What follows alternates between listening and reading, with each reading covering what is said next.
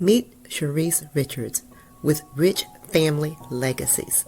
Again, my name is Chereace Richards. I educate and empower individuals, families on how money works. And so my business is Rich Family Legacies, and we really focus on empowering our families in our community to make better money decisions so that they understand the importance of protecting their income, have clear strategies, proven strategies for eliminating debt, and then positioning themselves to build wealth, not just for themselves in this lifetime, but for the next generation as well. Because a lot of times we talk about, as a community, when I say we, I'm talking about our community, we talk about wanting to, leave a legacy.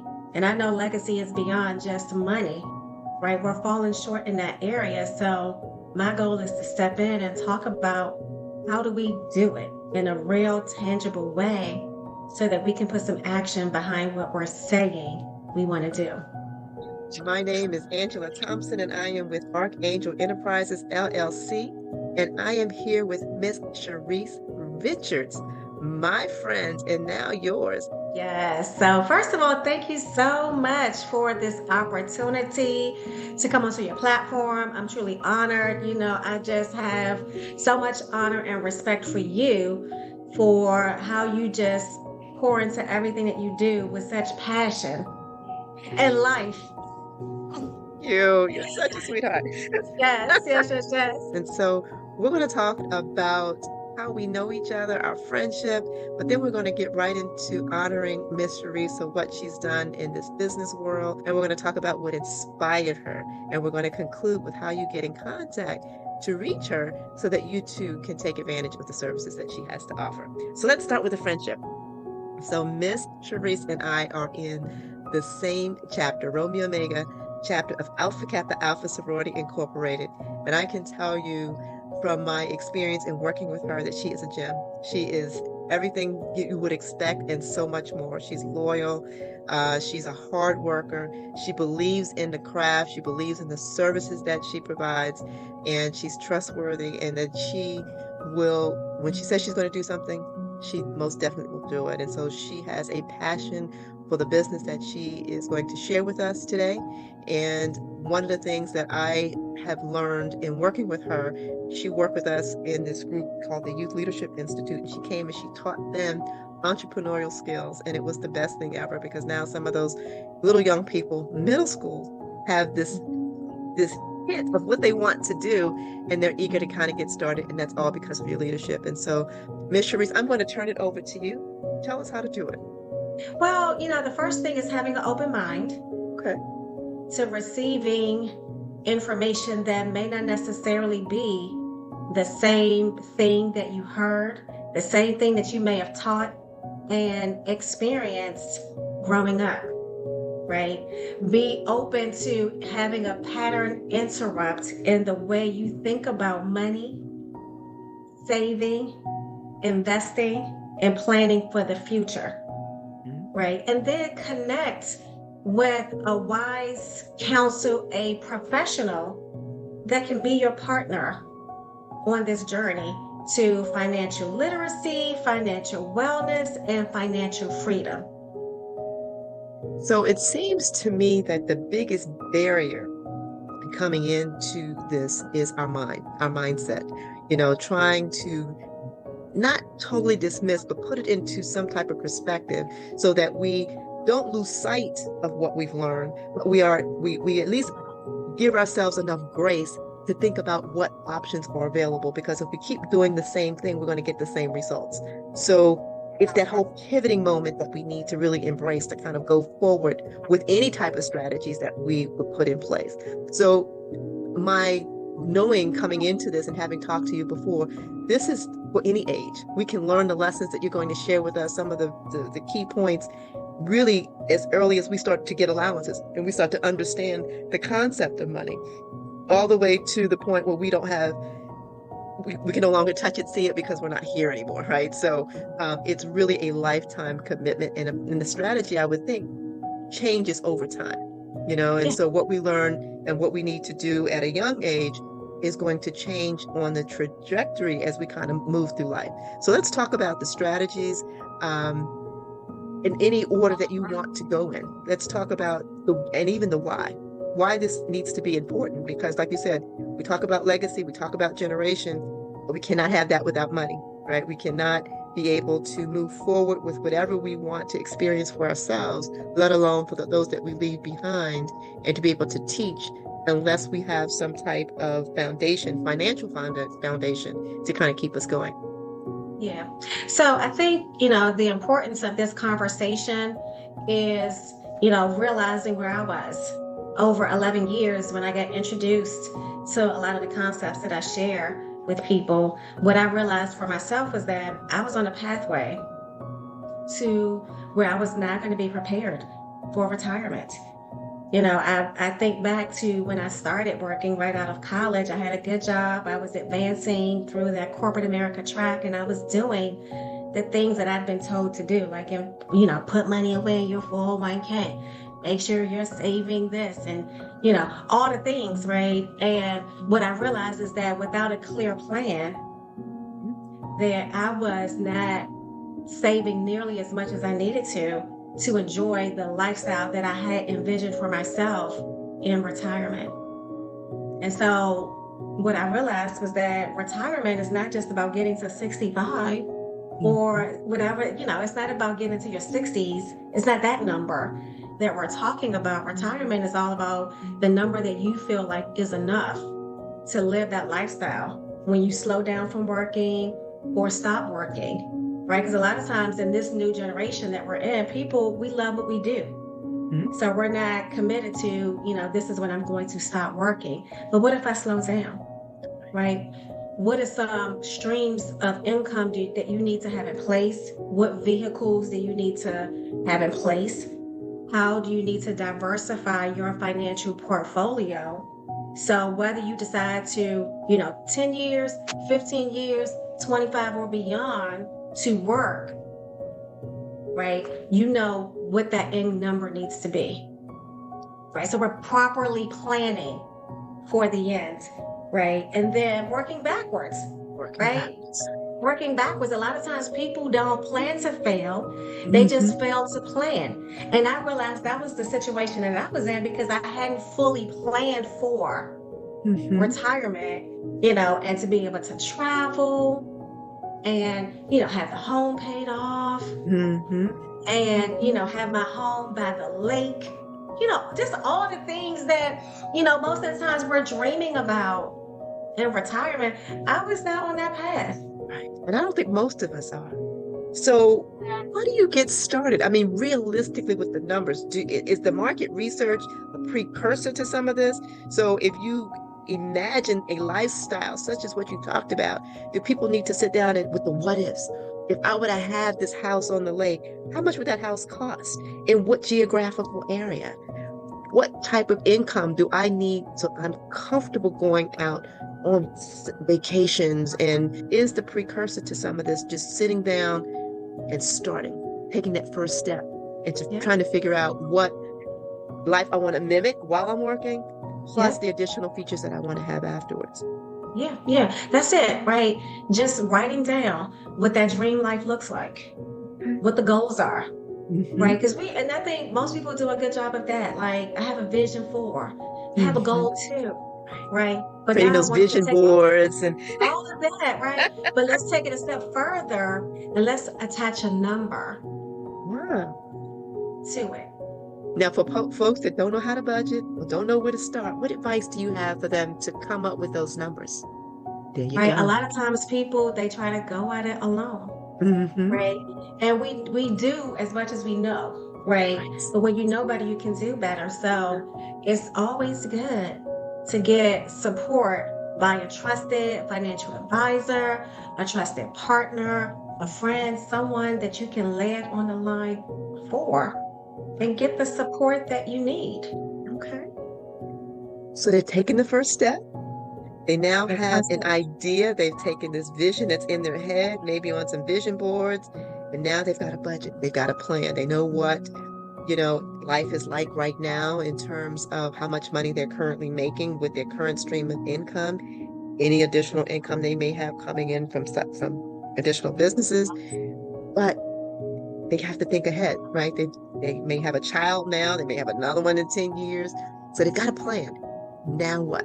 How do they make this plan into something that's actionable? Yep. So now we have to look at what buckets or vehicles that we're going to put our money into. Okay. And that's key, right? Because if we say we need whatever that number is to fund your dream, to fulfill your vision, now we have to make it real.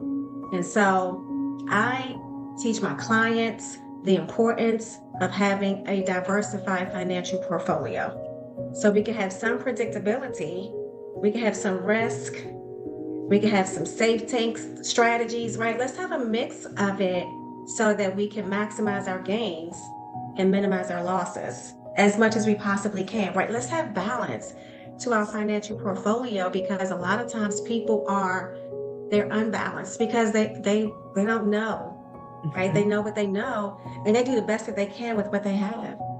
But what if we get to 3 to 5 years from retirement, whether it's 65 or it's 55 or it's 45, whatever that date is, right? You're 3 to 5 years out, and then there's a significant hit to your financial portfolio. Are you balanced? Right? Or are you at risk to have to now push your date out or have to scale down, right? So we got to look at all of this. That's why it's so key to come up with that number and then create a plan where we begin with the end in mind. And then we have check-ins, right? So we're not just doing this one time today and then we're done. Or even if we're putting together that diversified financial portfolio, we're not just stopping there. We're checking in along the way to make sure we're progressing the way we need to. That is so key. And something that you said kind of struck a chord, and that is, we've learned firsthand, if we didn't learn anything else from the pandemic, we learned how to pivot. We also learned from that extensive government shutdown of how it wasn't just the government workers and the contractors that shut down, but every other service provider that depended upon that and didn't really even know that they were depending on it. Businesses that had shut down then and still shut down. And so in order to recoup and be prepared for something like that, we do need strategies. We do need something that's going to be put in place. So if the inevitable happens, the predictability we can chart and plan for, but everything is not always predictable, right? We have life. Life happens every single day. So how do we plan for those things that will come our way, because that's how life is? And how do we be prepared with the strategies that you have in mind so that we can diversify? How do we make sure that we are in a good place so that no matter what life throws our way, we have at least a foundation for which we can recover? Yeah. So I will always go back to make sure you're working with a trusted financial professional like myself, right? Because what I'm gonna educate you on is the importance of making sure your financial house is in order. So what does that mean? Right? What does that mean? Yes. That means that at the foundation, we have to have life insurance, right? Okay. Because a lot of times people, our community in particular, are underinsured or uninsured. So let's make sure our foundation is set. When you picture a builder building a home, they set the foundation first, and then we're building the house, right? So inside of the house, imagine you have rooms inside of the house. So we got some risky investments.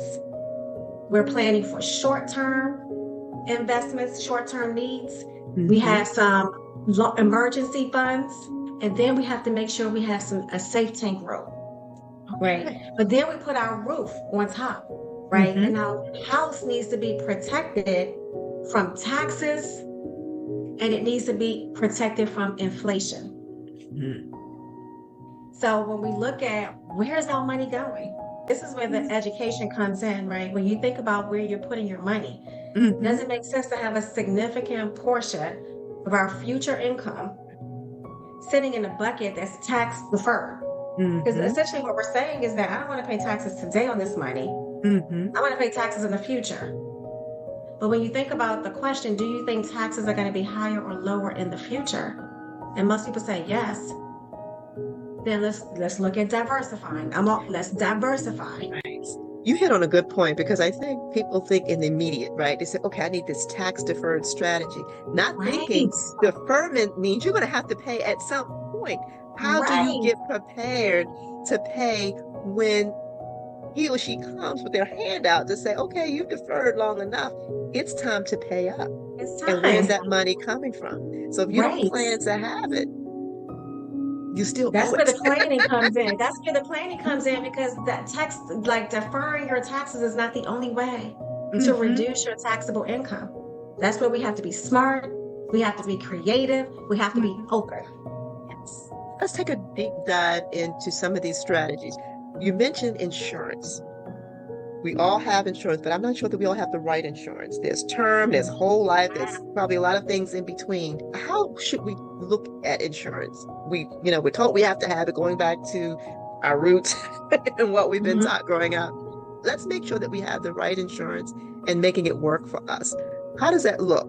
When we talk about life insurance, right, I believe that's the foundation because, again, a lot of times people don't understand how life insurance works. Hmm. At the foundation is income replacement. So people don't want to talk about this, right? But what if you're here today, gone tomorrow? We hear it all the time. Hmm. So when you think about life insurance at the core, if something were to happen to you today, Hmm. could your loved ones maintain the same quality of life that you all planned for and saved for if you were Hmm. not here? If your Hmm. income is gone, it's income replacement. If your income is gone, then what's going to happen with your family? And Hmm. that can be, husband, kids, anybody who depends on you, right? So that's the first thing.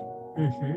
So look at the numbers, right? Just look at I do a calculator so people can understand how much they need, right? Hmm. We look at all the things, mortgage, right? Hmm. Outstanding. If something were to happen to you, how Hmm. much would it cost for your mortgage to be paid off? So if it's a woman, right, the husband and the kids can stay in the house without Hmm. having to stress about having to pay the bill, the mortgage the next month because mortgage company don't care. Okay, Chase Bank, Hmm. they don't care. They The prefer that credit you get card. out so they can sell it for a higher price and get That's their what I'm money saying. with a So we new got to look at mortgage starting over. so we got Higher to look at interest all rates. of it. We got to Yes. look at everything. And most times the number comes down to, like, in most cases, right? Hmm. The amount of life insurance that people need is over $1 million. That's shocking for people because That they is don't shocking. they don't know, right? That's why I say be open to Hmm. learn what you may not necessarily know. So let's talk about life insurance a little bit more. You know, I would imagine that the cost of the insurance changes as we age. And Mhm. so the older we get, the more expensive it will be. And Right. so, how early should we be looking to get life insurance? Not for ourselves, but for our kids. Well, okay. So when you say get it for your kids, I firmly believe that our young people, our children, need Hmm. life insurance as early. They can have it as early as 6 weeks after they are born. Right. Of Hmm. course, the younger they are, the less expensive that they are. My thing is young enough, healthy enough. Let's get the babies insured. My Hmm. children were 8 and 12 Okay. when I got them $1 million policies, right? So, we're not talking about life insurance that only pays out if you're no longer here. It's term. I'm talking about the new kind of life insurance that you don't have to die to use. Hmm. So the older that we get, yes, the more expensive life insurance is, 100%. But now we look at how can we structure this life insurance policy where you can use it while you have life. Life insurance you can use while you have life. That's a new concept. So we're not focusing on the death benefit. It's there, absolutely, and it's gonna pay out like when you're no longer here. But we're talking about how can we structure it as part of your overall diversified financial portfolio where you can leverage it while you have life. So how can we leverage it while we have life? How do we structure it that way? So we got the cash option. So now we're looking at permanent life insurance. You mentioned whole life. That's an option. You have indexed universal life. You have variable universal life. But we're gonna put that out to the side right now. We're talking about whole life. We're talking about indexed universal life. And we structure it so that you can build that cash inside of the life insurance policy that you can now leverage while you have life. So think about paying for your child's education. Think about financing a major capital purchase, whether that is real estate, a business, home improvements, buying yourself a new car, anything that you would have to finance. We can build up cash inside of the life insurance policy that now, instead of you going to the bank to borrow the money, you can become the bank inside of your life insurance policy. That is really a new concept, because we think we buy the life insurance, whoever is the beneficiary, they cash out. We don't think in terms of being able to repurpose or use the quote unquote life insurance while we're living. That is a great strategy, if you will, since we're talking strategy. It's a strategy. And I just wish more people would be open to what's possible for them and for their family. Do you sell life insurance? Yes, I do. I love that. Wait, like whether it is term, final expense, all the way up to some of the more sophisticated strategies that we're talking about now, with building up the cash value when you become the bank.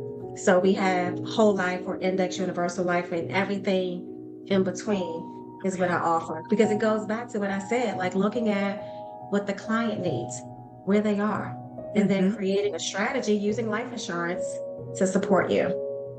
That is really good. And I am so glad that we're doing this. So let's talk about books, if you will. I picked up this amazing book.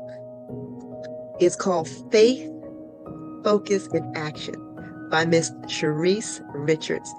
This book, I guarantee anybody that picks it up, it will change your life, because it talks about, in the first 2 chapters, taking that first step.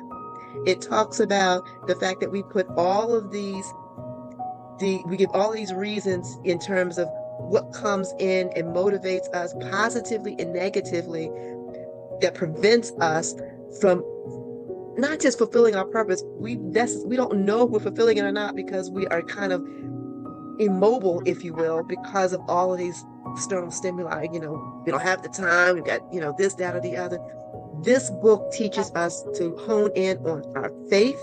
This book hones in making sure that we are focused and we are driven by that purpose.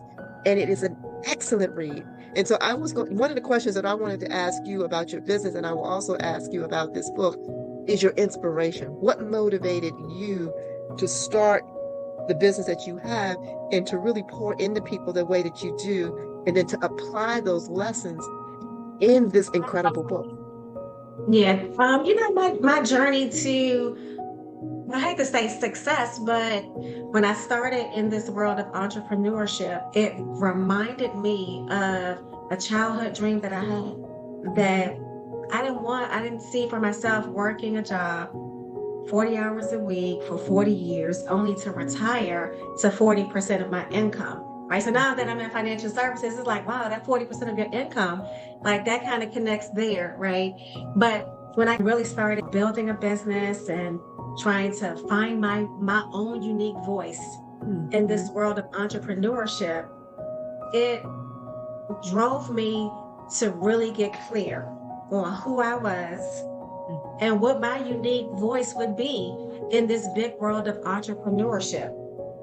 And it required me to go on a faith journey, right? It required me to be focused on only what I could do. Like there was so much around me in terms of possibility, what success looked like, right? I'm blessed to build a business with my husband, and his personality is very different from mine. I'm more low key. I'm an introvert. He's not. And so you saw that, right? You saw that when you met him. You two are amazing. You are funny. So you understand. So I had to be focused on myself and my own voice, and realize that, like, I'm called to reach people, right? So I Mm-hmm. had to be focused on what I'm called to do and how I'm called to do it, Mm-hmm. right? And it couldn't be like anybody else, otherwise it wouldn't be lasting. Yes. And then I Yes. understood the importance of consistency, putting in the work, doing the work. And so that's how the title of the book came, Faith Mm-hmm. Focused Action. Like you need to have faith and believe in yourself and Mm-hmm. what you're doing. But then you need to stay on the course. Because so many people, they get so distracted. Social media is way worse than what it was back then. Like I don't look at anybody else. When I'm writing a paper, when I'm doing an assignment, if I'm called to speak, I cannot look at what anybody else has said, how they did it, because then Mm-hmm. I'll get so confused on, what's gonna be my fingerprints Right. on that task. And And then that's action. that's what I love this book. First of all, it's very well written. I mean, Thank you. you are a great writer, but the message in here, it has to speak to everybody. And when I say that, not all books do that, but the message is so universal. And no matter where you are, if you take advantage of the lessons that you have in here, and even the worksheets that you have in here, everybody can thrive. How can everybody get a copy of this book? Okay. My Okay. website, www.chereacerichards.com, it's available there. And then who I am and what I do is all available on the website. That's the best place to get the book. And then I'm all over social media. That's great. And so people want to sit down with you for a consultation and they want financial services. Can they also go to your website and to book an appointment? Is the best way to do it through your website, or do you want folks to call or to email? What's the best way to get in contact with you? Yeah, they can go directly to my website. Okay. They can call me as well. Mm-hmm. And they can email me, like DM me on Facebook, LinkedIn, Instagram, All of it. all of the things, all of the places. You and trust me, if you looking hard for me, you can find me. I love that. I love that. Okay, so a consultation, I mean, we're not talking you come in and you sell insurance to folks. What does the service look like? So my vision for this is a long-term commitment. So you're helping to watch and manage the success of whatever people have planned for themselves, and then be able to make whatever adjustments along the way that are needed, because adjustments inevitably, as life continues on, will cause us to have to pivot and to make some adjustments. So what does the service look like, folks? Yeah.